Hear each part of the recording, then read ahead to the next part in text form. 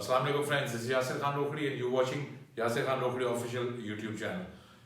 देखें, lovebird farming हम क्यों करते हैं? हम लवबर्ड फार्मिंग इसलिए करते हैं बिकॉज हम लवबर्ड फार्मिंग को एक इंतहाई मुनाफा बख्श कारोबार समझते हैं और हम इससे एक अच्छा रोजगार एक्सपेक्ट करते हैं।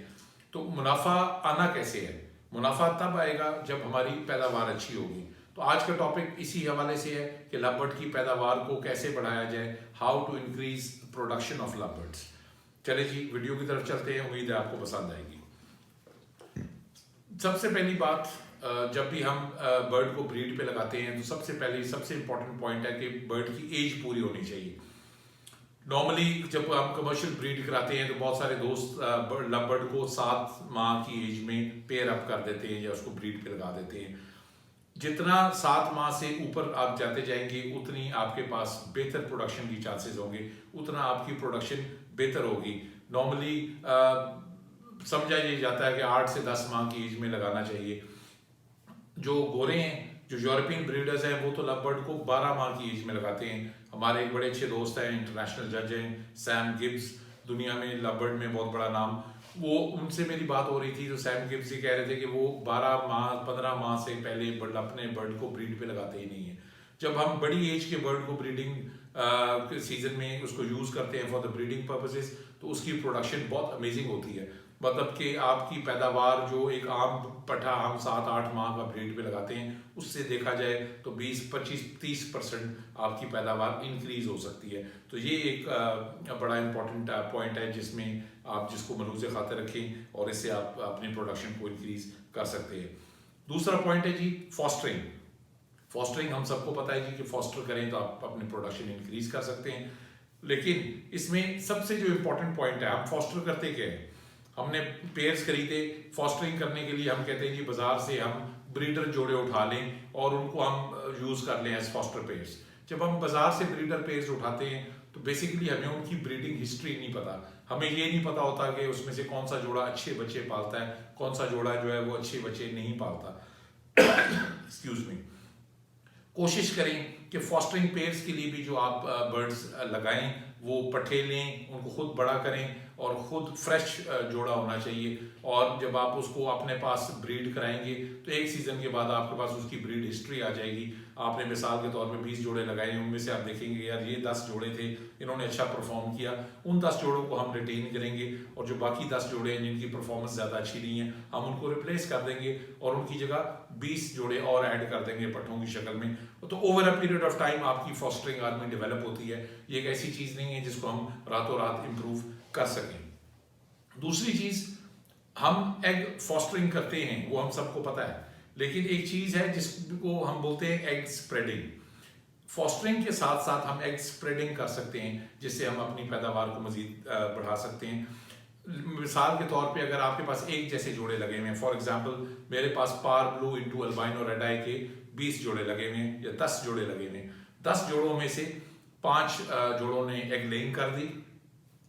अगर उनकी डेट्स मिलती जुलती हैं तो मैं क्या करूंगा, मैं 5वें जोड़े के अंडे उठा लूंगा और मैं वो बाकी 4 जोड़ों में जो बिल्कुल सिमिलर हैं, बिकॉज वो सारे सेम जोड़े, उनका एक ही रिजल्ट आना है, तो इट इज़ वेरी सेफ कि मैं 5वें जोड़े के सारे अंडे उठा के उन 4 जोड़ों में एक एक डिस्ट्रीब्यूट कर दूं और जहां पे उन्होंने 5 एग्स या 4 एग्स को हैच करना है वो वहां पे एक एक्स्ट्रा एग भी हैच कर लेंगे।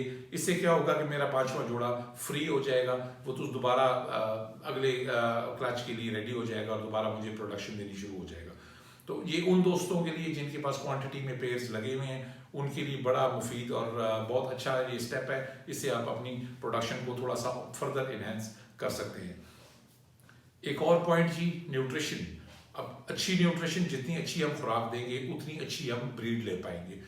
जब हम बात करते हैं कमर्शियल ब्रीडिंग की, उसमें हमारी कोशिश होती है कि हम फॉस्टरिंग भी करें, मैंने आपको कहा आप एग स्प्रेड भी करें, तो हम हर मुमकिन कोशिश करें कि किस तरीके से हम मैक्सिमम पैदावार ले सकें।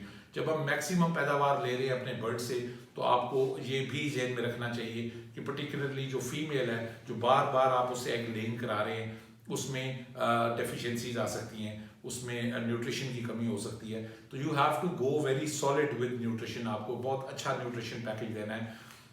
न्यूट्रिशन में हम सबको पता है कि जी सॉफ्ट फूड क्या यूज़ करनी है, इस पर बहुत सारी वीडियोस बनी। हमें पता है कि ब्रीडिंग वाइटामिन हम कौन से यूज़ करें, चले हम अपने दोस्त देखने वाले दोस्तों को मैं खुद भी बता देता हूँ, मैं प्राइम यूज़ करता हूँ, प्राइम के साथ मैं डी न्यूट्रिकल यूज़ करता हूँ और बहुत थोड़ी मिकदार में सॉलिविट डी ब्रेडर भी यूज़ करता हूँ, मिक्स करता हूँ ताकि D3 की रिक्वायरमेंट्स हमारी पूरी हो सकें।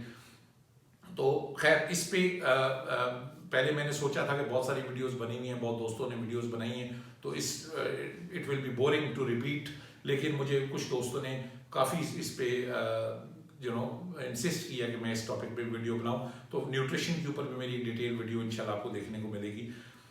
फिल वक्त एक इम्पॉर्टेंट पॉइंट जो आपने जेहन में रखना है, जब हम एक पेयर की एग फॉस्टर कर देते हैं तो वो रेडी हो जाता है दूसरे क्लच के लिए, यानी female will get ready to lay eggs again. जब फीमेल दोबारा अंडे देने के लिए तैयार हो रही है, अभी अभी उसने 4-5 अंडे दिए हैं, तो हम क्या करेंगे कि हम उसको एक लिक्विड आता है, उसको बोलते हैं लिक्विड गोल्ड। बेसिकली वो एक कैल्शियम और D3 सप्लीमेंट है। लिक्विड गोल्ड 1 cc आप फीमेल को हैंड फीड करा दें, ताकि जो अगला क्लच लेने के लिए वो आप उसको तैयार कर रहे हैं, तो उसकी जो थोड़ी बहुत ही उसमें न्यूट्रिशन की कमी है, वो कैल्शियम की कमी है, वो पूरी आप कर सके, उसकी बोन्स में इशू क्रिएट ना हो, और जो एग्स उसने लेंग आपने उससे करानी है उसमें आपको इशूज ना आए।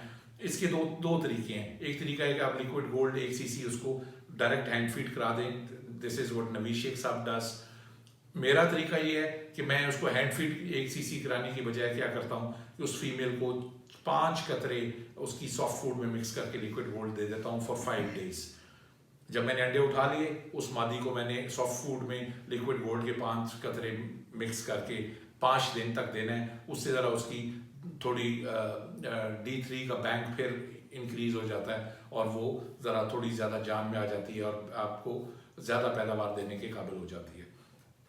अच्छा जी, इससे अगला point nesting. Nesting change is very important. हम नेस्टिंग जब देते हैं तो उसमें पेरेंट्स बार बार केज के अंदर आ रहे हैं, जा रहे हैं, फिर चिक्स निकल रहे हैं, फिर जब 4-5 चिक्स हैं, 2 पेरेंट्स हैं, 5-6 बर्ड्स जब नेस्टिंग बॉक्स के अंदर बैठे हैं 24 घंटे वो वहीं पे, तो ऑब्वियसली दे आर पूपिंग, वहाँ पे ही वो सारा उनका जो बिट वगैरह है वो वहीं पे कर रहे हैं, उससे डैम्पनेस क्रिएट होती है। डैम्पनेस जहाँ पे भी क्रिएट होगी नेस्टिंग के अंदर, वहाँ पे बैक्टीरिया डेवलप होने के चांसेस बहुत हाई हो जाते हैं। तो आपने क्या करना है, जैसे आप देखें कि 5 के 5 एग्स हैच हो चुके हैं, 4 बच्चे निकल आए, 5 बच्चे निकल आए, और आप देख लें कि अगर आपके एग्स जितने थे वो कंप्लीट हो गए, सारे चिक्स बाहर आ गए, तो आपने बच्चों को उठाना है, एक सॉफ्ट टोकरी में रखना है, और उसके बाद वो सारी नेस्टिंग निकाल के बाहर फेंक देनी है। और नेस्टिंग की जगह आप वुडन शेव, जिसको हम बूरा बोलते हैं, लकड़ी का बूरा होता है, वो लकड़ी के बूरे से आपने बॉक्स को फिलअप कर देना है। पहले बॉक्स की सफाई करेंगे, सफाई करने के बाद आप बूरा डाल के वो बच्चे उठा के वापस बूरे के ऊपर रख देंगे। उससे हमें क्या फ़ायदा होगा कि हमारी जितनी वहाँ डैम्पनेस क्रिएट हुई थी, जितना वहाँ पे गंद बला क्रिएट हुआ था, वो सारा का सारा साफ़ हो गया, फ्रेश वुडन शेव आ गई, और बैक्टीरियल डेवलपमेंट के चांसेस बहुत कम हो गए।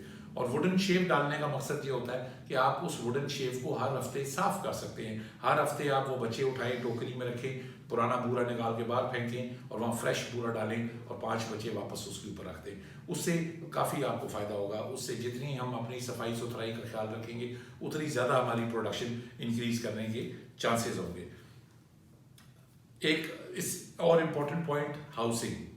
हाउसिंग कहते हैं कि हम किस तरीके से अपने शेड को, हम किस तरीके से अपने केजेस को, और किस तरीके से हम अपने बॉक्सेस को मेंटेन कर रहे हैं, हम अपने परचेज को, हम जो बर्तन यूज़ कर रहे हैं उनकी सफाई सुथराई का क्या इंतज़ाम करें। ये बड़ा डिटेल टॉपिक है। हाउसिंग के ऊपर भी इंशाल्लाह एक जल्द वीडियो आपको देखने को मिलेगी। फिलहाल इतना ज़हन में रखिएगा कि जितनी आपकी सफाई सुथराई का इंतज़ाम बेहतर होगा, जितना आप अपने बेडरूम को साफ़ रखेंगे, जितनी ट्रेस की सफाई करेंगे, जितने आपके बर्तन साफ़ सुथरे रहेंगे, उतना बेहतर आपको प्रोडक्शन मिलेगी, आपका मोर्टेलिटी रेट रिड्यूस होगा। बिकॉज जितनी आप सफाई सुथराई रखेंगे, जितना आपके बेडरूम के अंदर एयर इनटेक आउटटेक अच्छी होगी, उतना बैक्टीरियल इन्फेक्शंस और वायरसेस के आने का ख़तरा कम होगा। और जितना आप इन चीज़ों से बचेंगे, उतनी ही प्रोडक्शन आपकी इंक्रीज होगी।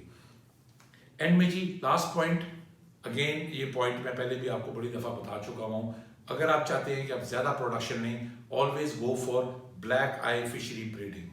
Black eye fishery breeds like anything, gives you excellent breeding results, और उसकी ब्रीडिंग एवरेज लव बर्ड्स में सबसे अच्छी है।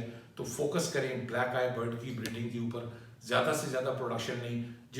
याद रखिएगा, no matter what you are breeding, no matter आपके बर्ड की कीमत 10,000 है, 50,000 है, या आप 1,00,000 रुपए वाला बर्ड ब्रीड करा रहे हैं, at the end of the day हमारी जितनी प्रोडक्शन ज़्यादा होगी, जितने ज़्यादा हम चिक्स प्रोड्यूस करेंगे, उतना ज़्यादा हम मुनाफा कमाएंगे, उतना ज़्यादा हम पैसा कमा सकेंगे। मैं हमेशा एक एग्जांपल देता होता हूँ, इवन अगर एवरेज चिक जो हम प्रोड्यूस कर रहे हैं वो 10,000 रुपये का है, और तो अगर हम 100 चिक प्रोड्यूस करें क्लच में, तो आप 10,000 को 100 से ज़रूर मारें तो 1 मिलियन आप हर 3 महीने के बाद कमा सकते हैं, which is 3 lakhs per month.